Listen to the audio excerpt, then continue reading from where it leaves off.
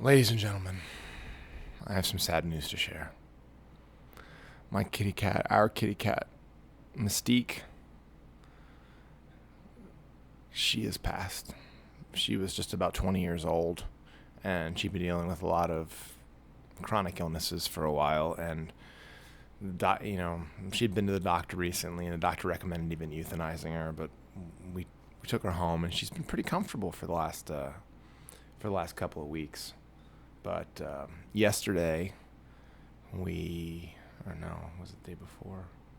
I'm all messed up. But anyway, this is a sad day for Vanadium. So if I sound downcast, it's because we actually had to have a nurse come out to the house and help us put Mystique to sleep. My little boo Radley.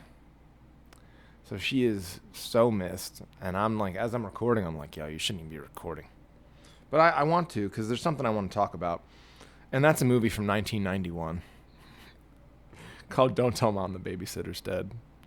And it's been one of the things that I've been using to cheer myself up, because there's all this shit I don't know. I don't need to tell you what's going on in the world, but I love Mystique so much. I called her Mystique, like Miss, and then like Tiki. I called her Tiki Boom Boom. But she used to make the coolest meow. She was part Siamese, and she would go, wow, wow, wow. She could do stuff like a synth. I even captured some of her sounds and put it through auto-tune a while ago and made some ringtones out of it. And I'm now trying to go through like my old phones to try to find this ringtone of her that I made. It's for an Android phone.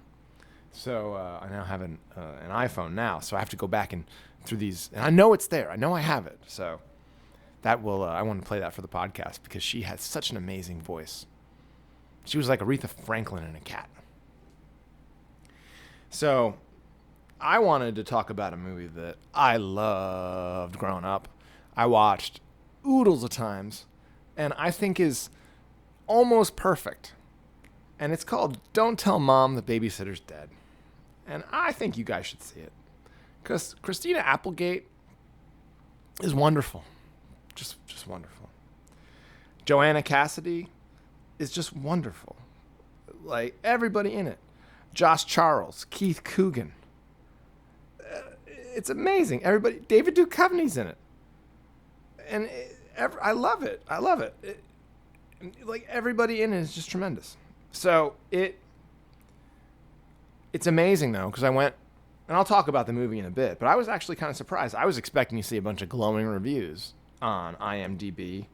I don't know what to expect from Rotten Tomatoes anymore, but I'm just surprised to see these reviews in general.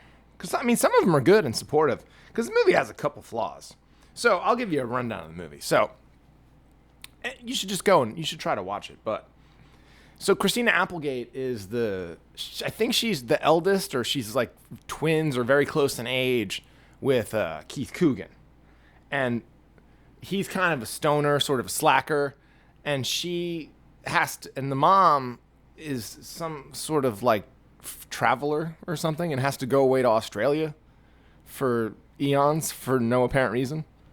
And I don't know, I've seen the movie before. It never sticks the whole why she's actually traveling away. But she leaves Christina Applegate. Well, she puts this lady in charge who she's never met, this old woman who's like clearly evil.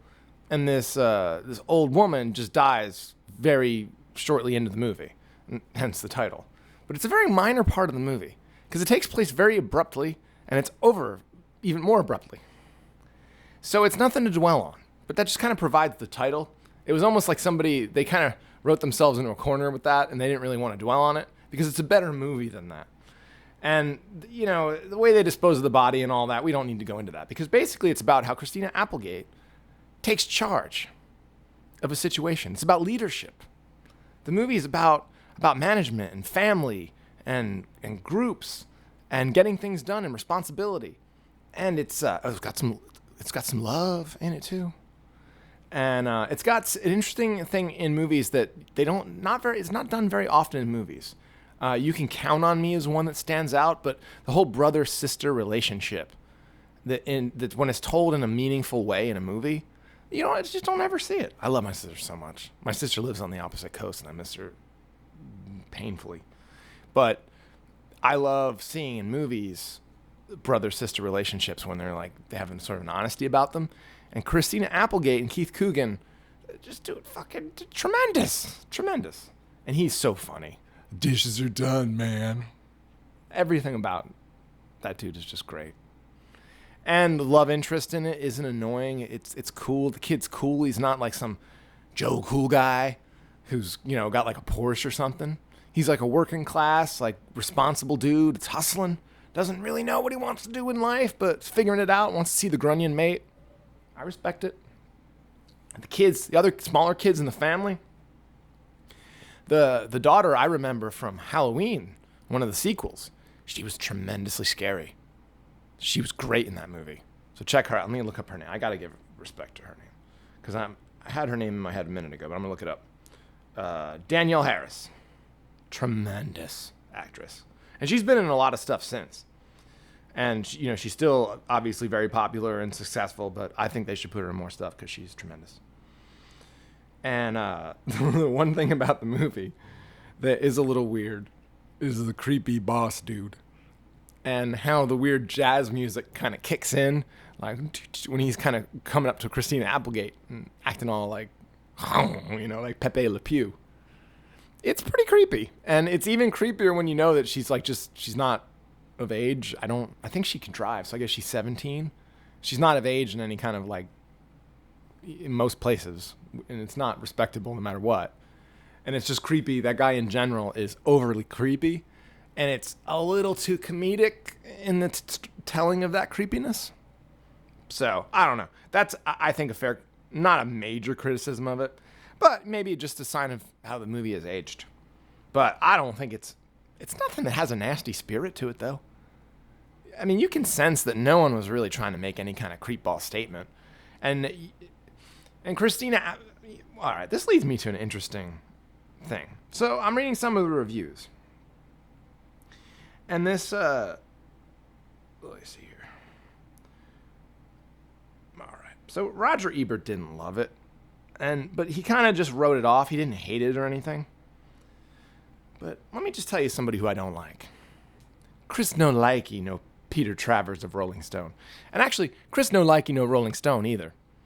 I find it to be a creepy, kind of like satanically based rag that hasn't been good since its infancy. They just followed a bunch of like rock stars around. I don't like it at all. I don't think it's any kind of real journalism.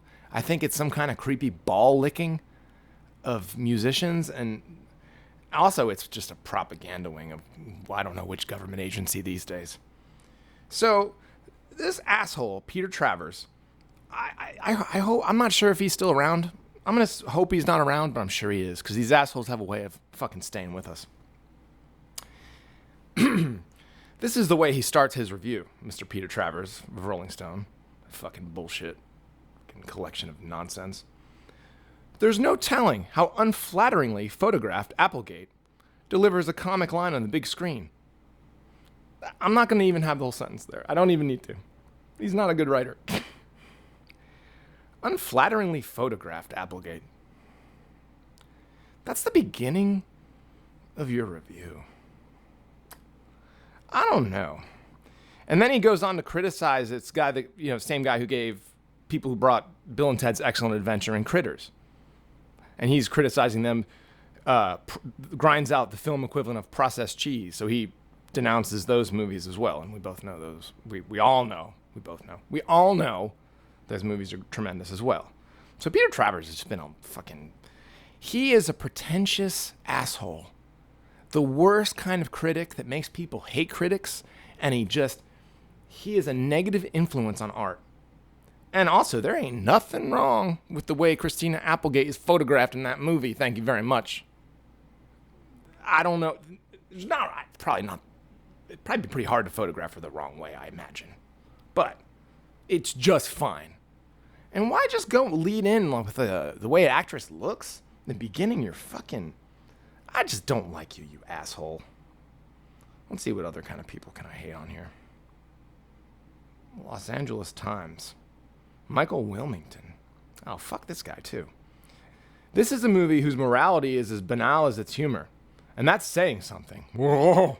Basically, it's standard post-80s concept drivel. You know, you got to watch people that use that word drivel a lot. Maybe I've used it before, but I don't know. A lot of drivel can be quite funny and worthwhile. I don't want to read the rest. It's not fun to read. I'm just saying that there's a lot of good stuff out there that a lot of assholes have maybe not given the proper credit to, and even maybe talk shit about. And I bet you that a lot of these critics probably didn't even watch the movie, which is, as a normal person, you couldn't even imagine doing that, like be that negligent at your job, especially if you have a cool job like that. But to be so lazy and negligent, sorry to use that word again, but it's the right word. But anyway, I can forgive Roger Ebert a little bit because he doesn't really hate on it, but he's just, I don't know. He's so great in so many other ways, and he's been wrong on a couple of other things.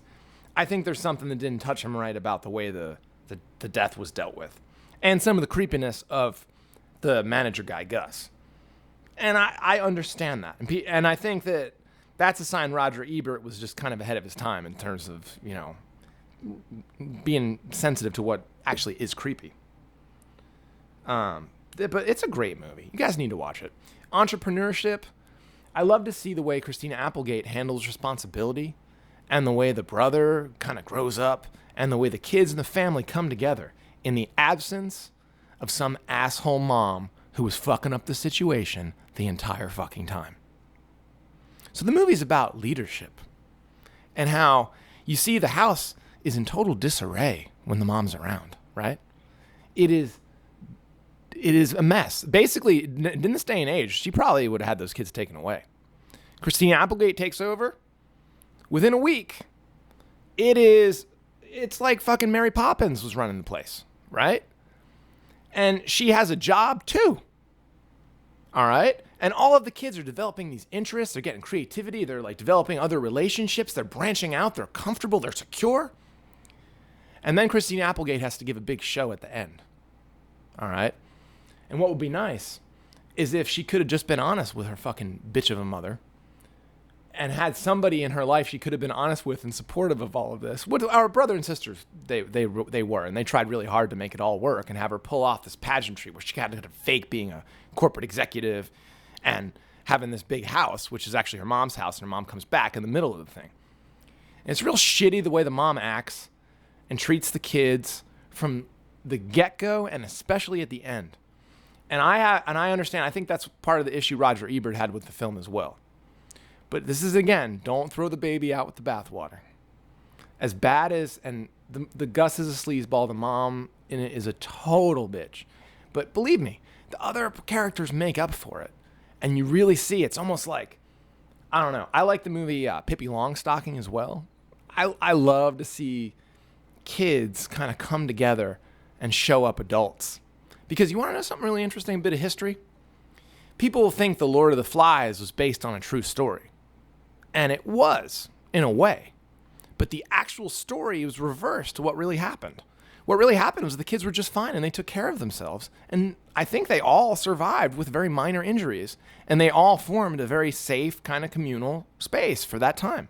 And they were supportive of one another. They didn't chain one another up and perform human sacrifices to the gods.